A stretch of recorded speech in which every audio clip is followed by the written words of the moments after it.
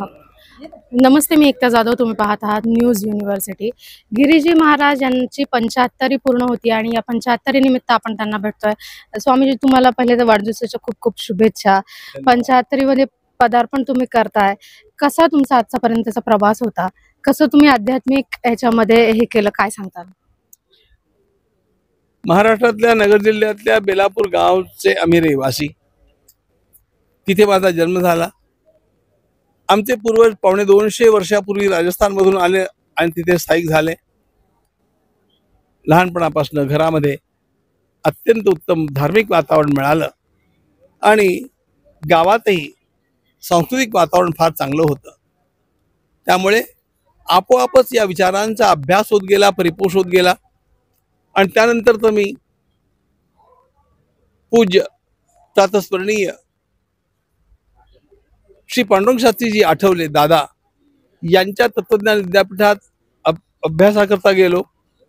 तिथल्या वातावरणानं मला आणखी परिष्कृत केलं आणि त्या ठिकाणी माझा चांगला अभ्यास होऊ शकला.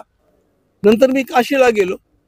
माझी जी अभ्यासाची भूक होती ती भागवण्याचा प्रयत्न करण्याच्या या प्रवाहामध्ये मला असंख्य विषयांचं आपोआपच थोडंसं ज्ञान होत गेलं, महापुरुषांचा परिचय होत गेला आणि त्यामुळे जीवनाचं क्षेत्र हेच आपलं असावं अशा प्रकारची धारणा पक्की झालेली होती. आणि तो प्रवास करत करत मी जेव्हा माझ्या कथांच्या माध्यमातून प्राप्त झालेल्या धनाचा विनियोग नीटपणे व्हावा या दृष्टीनं श्रीकृष्ण सेवा निधी ट्रस्टची स्थापना केली. नंतर बाल संस्कारांच्या करता गीता परिवाराची स्थापना केली.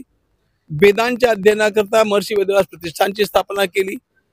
असं करत करत भारत मातेची सेवा करत राहिलो आणि शेवटी एक दिवस या राम मंदिराच्या सगळ्या कार्याशी मी आधीपासून जोडलेला होतो, तरी पण मला अपेक्षा नसताना बोलावणं आलं आणि मी रामाच्या दरबारी कोषाध्यक्ष म्हणून सेवा करण्यासाठी रुजू झालो. नक्कीच.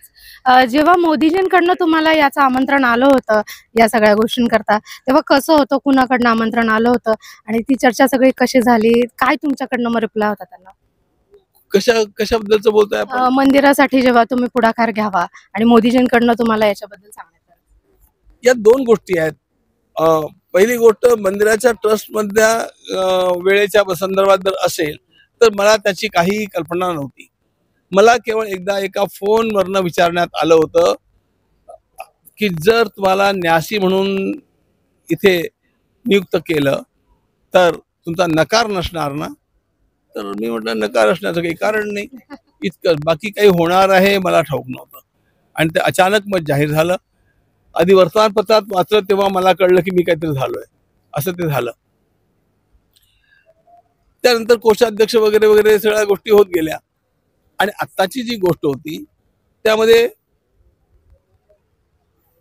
ही सगळी योजना माननीय पंतप्रधानांच्या सोबत बसून आम्ही तयार केली.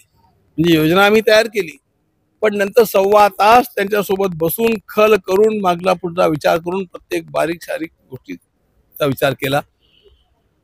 पण त्याही नंतर एकाएकी त्यांनी मला विचारलं की या कामाकरता मला जर स्वतःला योग्य बनायचं असेल तर मला काय तप केलं पाहिजे.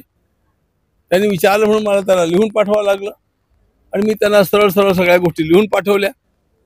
जेवढं मी लिहून पाठवलं त्यापेक्षा त्यांनी अधिक तप केलं आणि त्यामुळे कुणाचाही आदर त्यांच्याबद्दलचा दुणावणार यात शंकाच नव्हती.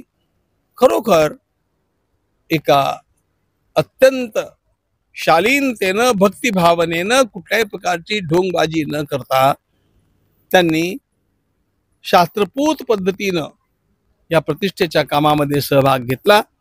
आणि मी जसं त्यांचं वर्णन केलं ते मला अगदी पटलेलं वर्णन होतं. आपल्या सत्ताधीशांनी कशा प्रकारचा व्यवहार करावा असे जे आदर्श आपल्यासमोर असतात त्याचा परिणाम समाजावरती फार होतो. आणि त्यामुळे त्यांच्या या वागण्याचा, त्यांच्या या श्रद्धेचा, त्यांच्या तीर्थयात्रेचा, त्यांच्या पूजा पद्धतीचा परिणाम या जनमानसावरती आणि विशेषतः तरुणांच्यावरती व्हावा ही माझी अपेक्षा होती. तो होतो आहे, हा माझा आनंद आहे. पंचाहत्तरी निमित्त तुम्ही एक इच्छा व्यक्त केली होती की आपल्या इथं जे संत आहेत जे अजून एवढे ह्यांचे आहेत त्याच्यामध्ये त्यांचा सत्कार व्हावा किंवा हे व्हावं, त्याच्याबद्दल काय सांगता? कोण सत्कार मला कळलं. संत परंपरा जी आपली आहे त्याच्यामध्ये त्यांचा सत्कार केला जावा, नाही, याच्याबद्दल त्या तुमची जी उपक्रमात इच्छा होती. असं आहे की हा जो गीता भक्ती अमृत महोत्सव आहे हा आमच्या सगळ्या मित्रांनी आयोजित केला.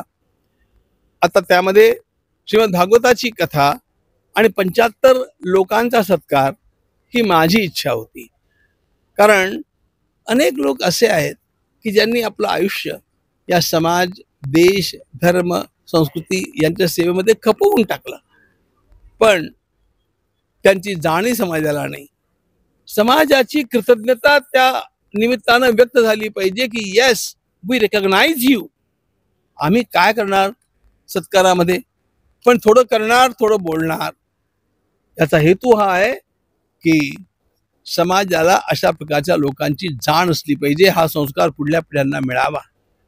आणि त्याही लोकांना आपण आयुष्यात जे केलं ती आपली सेवा भगवंताच्या चरणी खरोखर पोहोचली.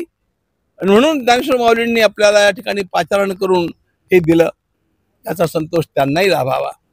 आपल्या आईवडिलांना, आपल्या आजोबांना संतुष्ट करावं असं जसं एखाद्या नातवाला वाटतं ना, तसं मला वाटतं की हे सुद्धा आपल्या समाजातले फार मोठमोठे लोक आहेत, त्यांना संतोष द्यावा ही जबाबदारी आपली आहे. नक्कीच 75 वर्ष स्वामीजींना पूर्ण होत आहेत आणि या 75 निमित्त 75 लोकांचे सत्कार याकरता हे स्वप्न स्वामीजींचं पूर्ण होताना पाहायला मिळतंय. एकता जाधव, न्यूज युनिव्हर्सिटी.